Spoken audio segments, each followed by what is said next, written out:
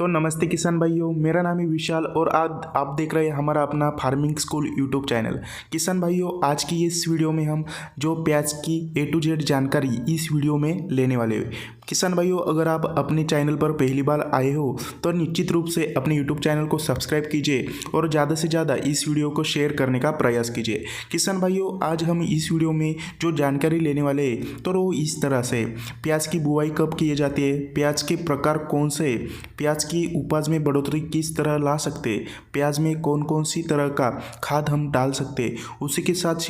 किसान भाइयों हम प्याज में किस तरह की सिंचाई कर सकते हैं, हमारा प्याज में कौन कौन सी फफूंदनाशक का, कीटनाशकों का और उसी के साथ कौन से पोषकों का हम स्प्रे ले सकते। तो इन सभी मुद्दों के बारे में हम इस वीडियो में एक सविस्तर चर्चा करने वाले। तो किसान भाइयों, निश्चित रूप से अपने यूट्यूब चैनल को सब्सक्राइब कीजिए। किसान भाइयों, अगर हम प्याज की किस्म के बारे में जानें तो प्याज हम दो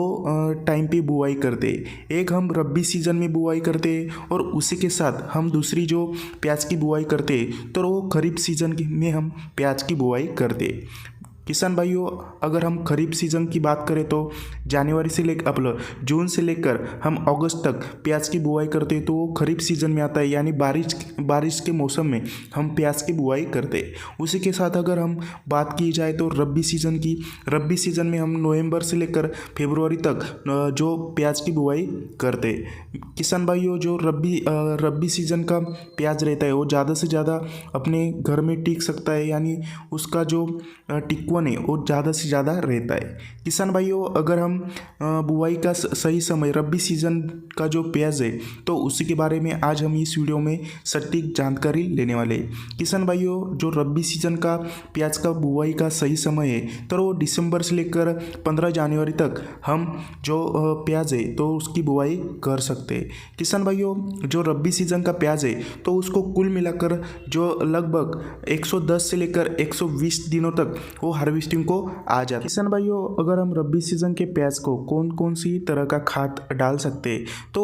हमको 2 स्टेज में खाद डालना जरूरी है। एक शुरुआती की अवस्था में जिसका जो फायदा है तो वनस्पतीय डेवलपमेंट होने के लिए, यानी जो प्याज की वनस्पति है यानी वेजिटेटिव ग्रोथ होना बहुत जरूरी है, तो उसके समय यानी हम प्याज की बुआई करने के 25 से लेके 30 दिनों तक हमको प्याज को पहला खाद डालना जरूरी है। पहले खाद में हम कुछ इस तरह के फर्टिलाइज़र यूज कर सकते हैं, तो उसमें 12-32-16 और 24-24-08 और 20-20-13 इन जैसे खाद का हम पहली फर्टिलाइज़र एप्लीकेशन में प्याज के लिए इस्तेमाल कर सकते हैं। कौन सी भी खाद का हम प्रति एकड़ के हिसाब से 2 से लेकर 2.5 बैग प्रति एकड़ के हिसाब से इधर हमको इस्तेमाल करना है। किसान भाइयों, पहले खाद में जो मुख्य रूप से सेकेंडरी माइक्रो न्यूट्रेंट है तो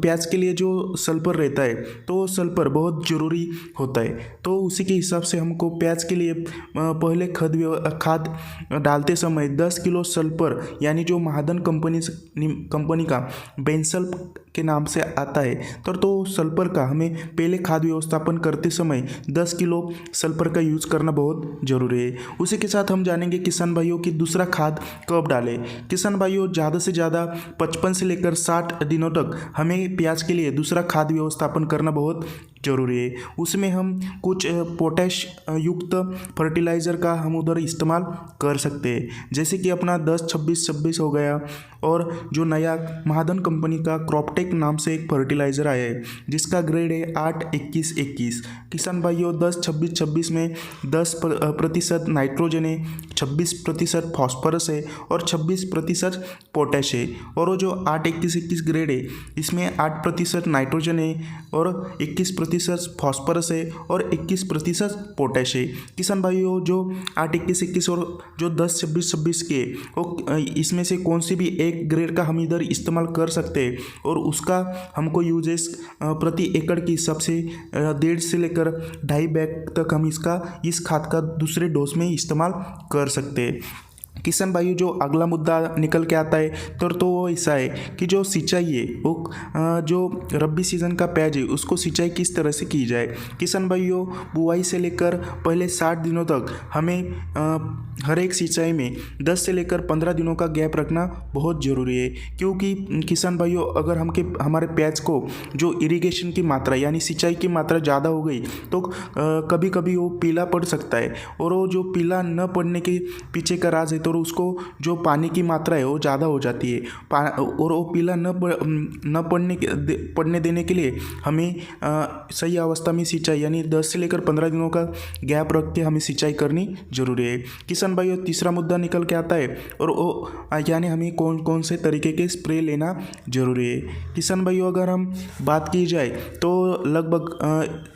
कुछ फफूंदनाशक और उसी के साथ कुछ कीटकनाशक और कुछ प्लांट ग्रोथ प्रमोटर का हम स्प्रे में इस्तेमाल कर सकते हैं। फफूंदनाशक की बात की जाए तो उसमें हम यूपीएल कंपनी का साप, बायर कंपनी का निटियो, एंडोफिल कंपनी का अवतार और बायर कंपनी का फॉलिक्योर, एंथ्रेकॉल, इस तरह के टॉप क्वालिटी फफूंदनाशक इस्तेमाल कर सकते हैं। और कीटकनाशक की बात की जाए तो उसमें हम जो सिजेंटा कंपनी का आलिका, एक्ट्रा, गार्डा केमिकल कंपनी का पुलिस, इस तरह के कीटकनाशकों की इस्तेमाल कर सकते हैं। तीसरा स्प्रे में लेना है वो हमको प्लांट ग्रोथ प्रमोटर, जिसमें हम पीआई इंडस्ट्री का बायोविटा एक्स, बायर कंपनी का एम्बिशन और जो सिजेंटा कंपनी का इसाबियन, इन जैसे टॉप क्वालिटी मल्टीनेशनल कंपनी के प्लांट ग्रोथ प्रमोटर को हमें स्प्रे में लेना है, जिससे हमारे जो प्याज है उसकी जो क्लोरोफिल की मात्रा है वो बढ़ जाएगी और जो हमारा प्याज का उपज है वो बढ़ने के लिए मदद होगा। किसान भाइयों इस तरह हम पूरा शेड्यूल एक प्याज के बारे में बड़ी आसान तरीके से मैंने आपको समझाने का प्रयास किया। अगर आपको यह वीडियो पसंद आई हो तो वीडियो को लाइक कीजिए, अपने यूट्यूब चैनल को सब्सक्राइब कीजिए और ज़्यादा से ज़्यादा किसान भाइयों तक यह वीडियो ज़्यादा से ज़्यादा पहुंचाने का प्रयास कीजिए। तो शुक्रिया अदा किसान भाइयों पूरा वीडियो देखने के लिए।